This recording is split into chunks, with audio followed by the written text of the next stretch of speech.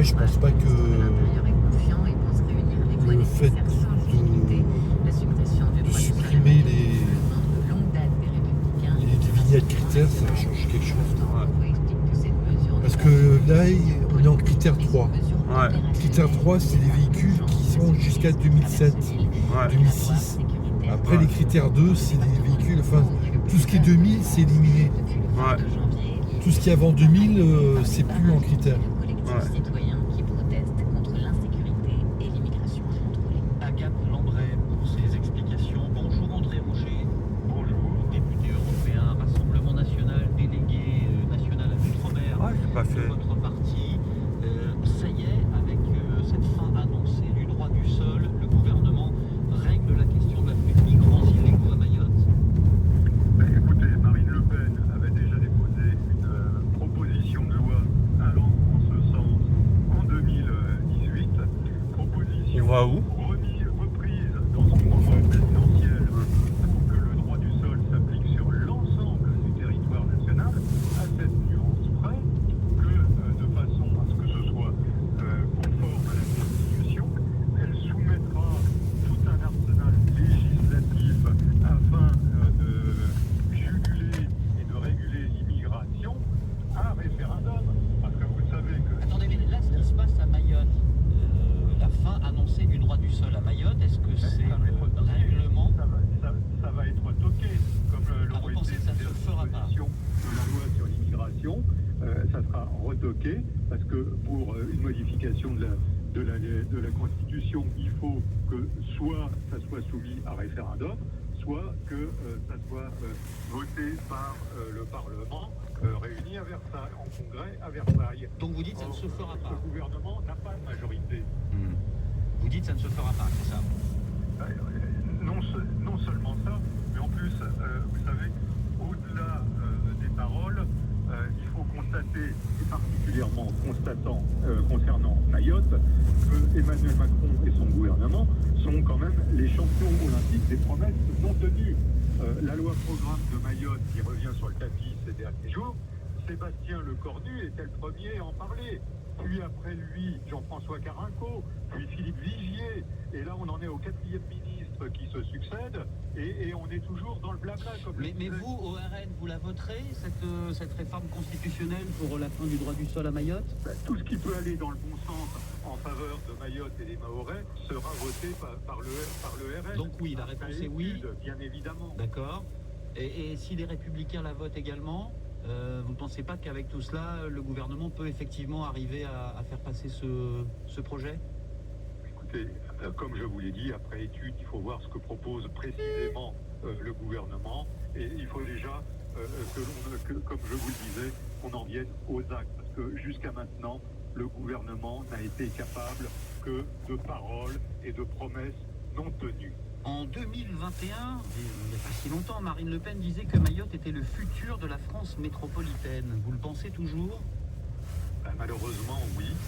Malheureusement, oui, parce qu'on voit que... Un étranger sur deux sur le territoire, c'est ce que vous imaginez pour l'avenir?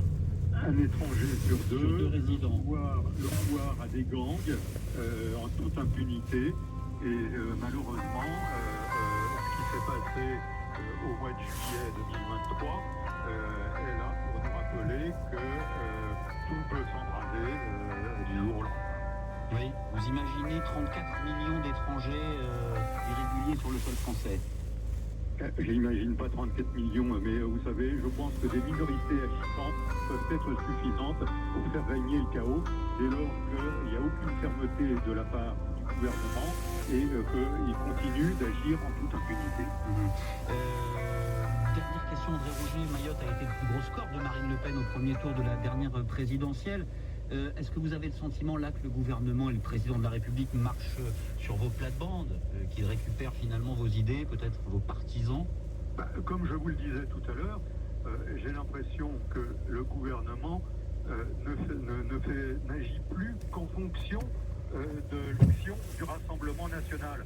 Et cela au détriment de l'intérêt général et de l'intérêt des Français. Vous savez, le général de Gaulle avait une formule, il parlait de zigotos et de politiciens uniquement animés par la tambouille politicienne.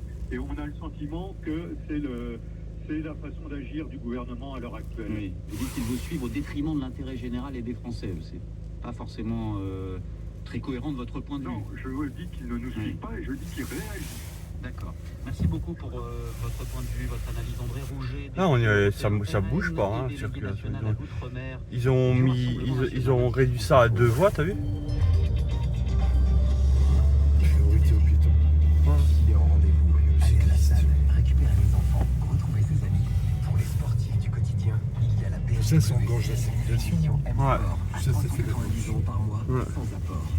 Venez l'essayer chez votre concessionnaire et découvrez des offres exceptionnelles sur une sélection de BMW. Exemple pour une BMW 1.18 iM Sport. Offre LLD 36 mois, réservée aux particuliers jusqu'au 31 mars 2024. Conditions sur bmw.fr. Pour les trajets courts, privilégiez la marche ou le vélo. France Info, 14h, 17h.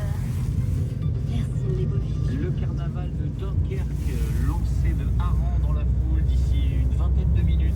Nous y serons après le fil info. Marc Tirosian, 16h40. Impossible de se rendre aux urgences aujourd'hui à l'hôpital d'Armentières dans le Nord. Le service des urgences est fermé jusqu'à demain midi environ car l'hôpital a été victime d'une cyberattaque la nuit dernière. Les pirates demandent une rançon. Une cellule de crise a été mise en place tôt ce matin. Quant aux patients, ils sont actuellement redirigés vers d'autres établissements. Entre 500 et 600 personnes rassemblées cet après-midi dans le centre-ville de Bordeaux pour dire non à un projet de forage de nouveaux puits de pétrole à la Teste de Buch, c'est dans le bassin d'Arcachon. La manifestation a accueilli l'activiste suédoise Greta Thunberg qui était hier dans le Tarn, près de la zone à défendre de Saïs. La ZAD, où une centaine de gendarmes ont échangé des tirs de grenades lacrymogènes aujourd'hui avec des militants. Au Proche-Orient, une offensive d'Israël sur Rafah dans le sud de la bande de Gaza menacerait les négociations en cours pour libérer les otages retenus sur le territoire, prévient aujourd'hui un responsable du Hamas. Benjamin Netanyahou a ordonné à l'armée israélienne de préparer un plan d'évacuation des civils en vue d'une attaque sur Rafah. Et puis c'est l'événement sportif de l'année aux États-Unis, la finale du Super Bowl en championnat de football américain. Ça se passe cette nuit à Las Vegas, un match qui verra s'affronter les Chiefs de Kansas City et les 49ers de San Francisco avec une invitée de marque en tribune, la star de la pop mondiale Taylor Swift, également compagne de l'un des joueurs des Chiefs, Travis Kelce. Là, c'est le Charlos. Après minuit, heure française. C'est le restaurant d'Alex. France Info. Si vous êtes de passage dans la région de Dunkerque, On peut pas s'arrêter là. vous y Si, êtes, là, la dernière fois, ah oui, ils ont fermé. Là, t'as des places de parking. Là, t'as une place de parking, là. Là, c'est interdit, mais là, tu peux t'arrêter. C'est le fameux jour où les harengs seront jetés dans la foule. Grande tradition. Bonjour Marjorie Éloi. Bonjour. Adjointe au maire de Dunkerque en charge de l'animation et du tourisme. Elle remonte à quand d'ailleurs cette tradition? Et qu'est-ce qu'elle signifie, tiens, au passage? Je te laisse là. Ouais.